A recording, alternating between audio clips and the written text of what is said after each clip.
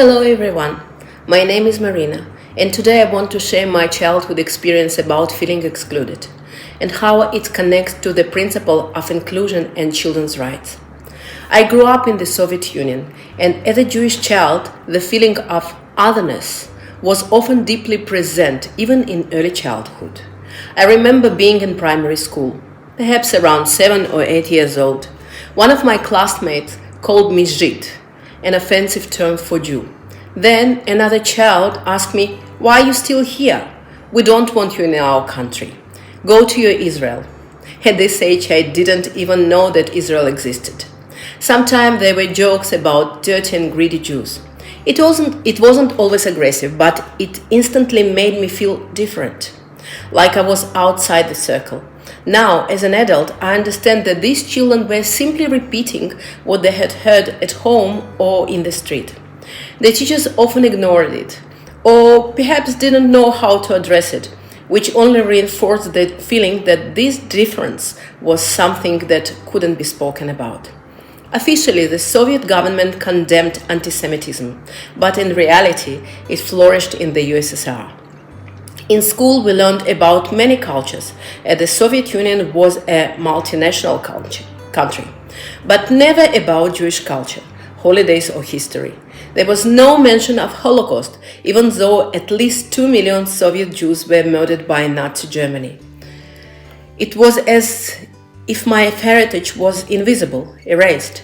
This silence was a form of exclusion. It told me that my identity wasn't worthy of being part of the collective narrative, that my culture was not something to be shared or acknowledged in the classroom.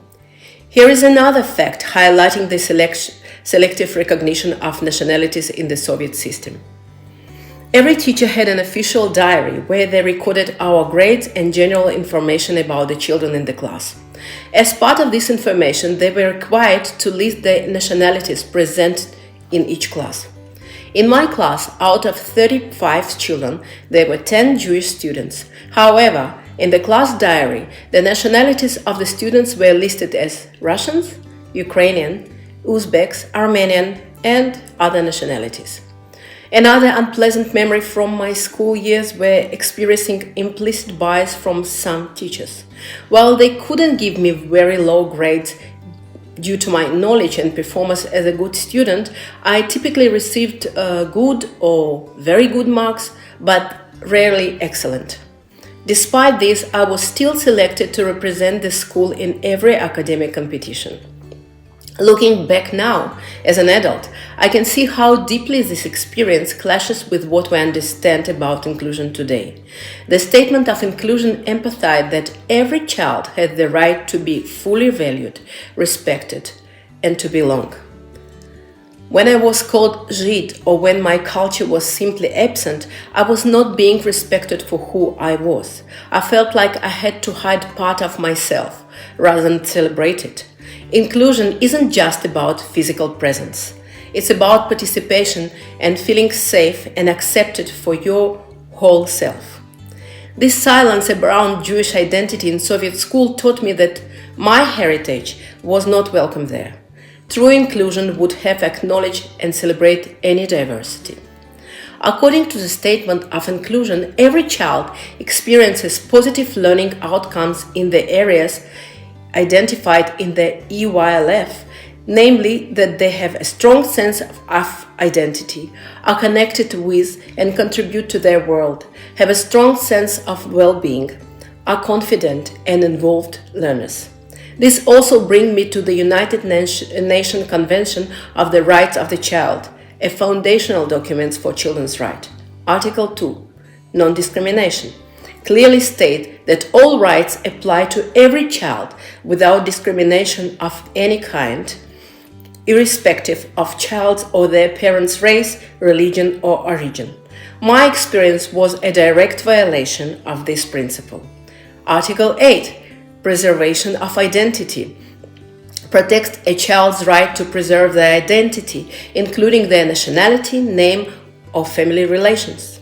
The Soviet system erased Jewish culture and history from public education. Article 30, Minority rights. state that children belonging to minorities have the right to enjoy their own culture, practice their own religion, and use their own language. In the Soviet Union, this right was largely denied for Jewish children in schools. We couldn't learn about our culture or religion. But every experience, even negative, has something positive.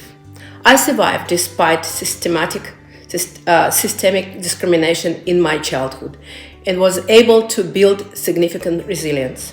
This resilience helped me navigate difficult situations, survive 2 immigrations, advocate for children, and maintain a positive outlook. My personal experience of being othered and excluded gave me an incredible sensitivity to any form of exclusion or discrimination in the classroom.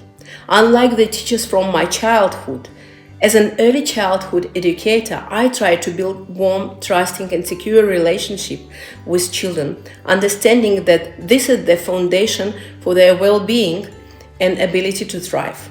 This aligns perfectly with NQS, Quality Areas 511. While my experience happened a few decades ago, they shaped my understanding of belonging and the impact of exclusion.